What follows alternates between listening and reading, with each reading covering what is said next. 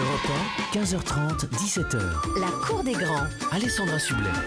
La cour des grands qui vous accueille de 15h30 à 17h. Et c'est l'heure du camarade. Et vont tenter de deviner l'identité du camarade Guy Carlier, Jérémy Michalak, Valérie Bègue et Jérôme Béguet. Alors, une personnalité donc pour laquelle la grande rédaction de la Cour des Grands a eu un coup de cœur.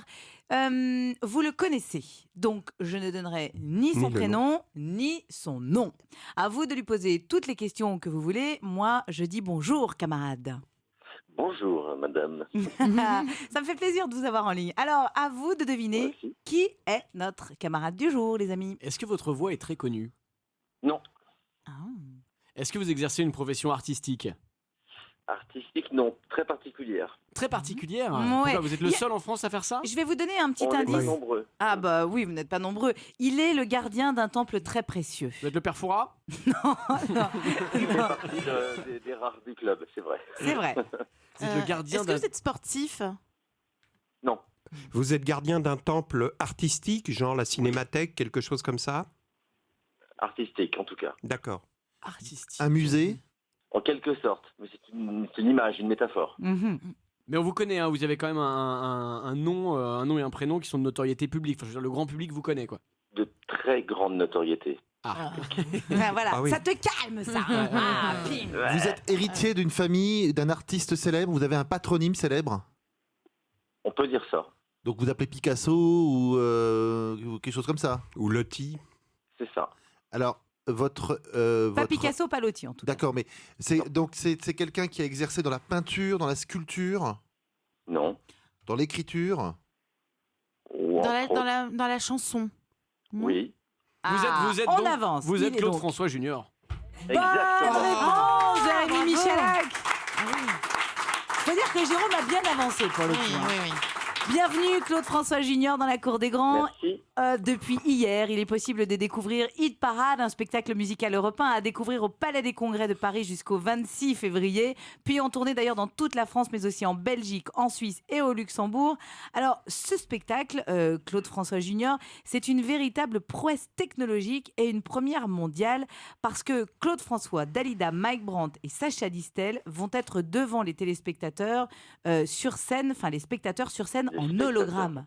Exactement. C'est fou. Alors, on s'est rendu compte, parce que hier c'était la première, que c'était finalement, ça jouait contre nous de mettre en avant cette prouesse technologique, parce que les spectateurs qui viennent dans la salle Ah ouais. regardent avec un œil très attentif Cherche et le cherchent la technique, le procédé. Ils sont limite dans une logique du jeu des 7 erreurs, et du coup ils passent à côté du spectacle et c'est dommage parce que nous, en fait, ce qu'on voulait faire, c'était vraiment un pur spectacle et se servir de cette technologie pour créer une illusion et les emmener en 1975 pour Ah oui. assister à l'enregistrement d'une émission de télé avec Claude François, Dalida. C'est ça, parce que il y a une histoire en fait. Hein. Guy, je vais vous donner la parole, mais il y a une histoire. Ce n'est pas qu'un spectacle avec des hologrammes qui chantent. Non, effectivement, on est en 74. TF1 va passer enfin à la couleur et toutes les chaînes vont être couleur. Et du coup, mon père se dit, je vais faire moins de spectacles et je vais créer des grands rendez-vous à la télé pour avoir le contact avec le public. Et ça part de là et c'est un grand show avec le début des grands moyens de la télévision. Et les spectateurs assistent à ça. Et vous avez vu qu'il y a Jean-Luc Mélenchon qui vous a piqué l'idée aussi maintenant. Et j'ai un pote qui m'a envoyé un texto. Ah bon, il y a j'ai pas l'hologramme regardé. Jean-Luc Mélenchon maintenant. Il va faire un Mais meeting oui. simultané, je crois, à Lyon et Paris. Dans un Oh cas, non. il sera en vrai. Dans un autre cas, ce sera Ah, un c'est hologramme. drôle. Ah, c'est très front de gauche.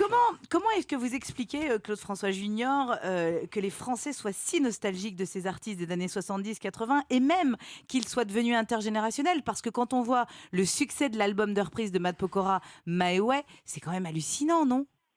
Ouais, ça fait 9 semaines qu'il est numéro 1. Bah, c'est fou. Bah, on n'a pas vraiment d'explication, Dieu merci, c'est ce qui fait un peu la magie de la chose. Après, c'est vrai qu'ils correspondent à la fin des 30 glorieuses, que le disque tel qu'on le connaît, cette industrie, ces artistes ont vraiment explosé dans les années 60 et que la société va de plus en plus vite et que la nostalgie, c'est nos points de repère par rapport à cette société anxiogène.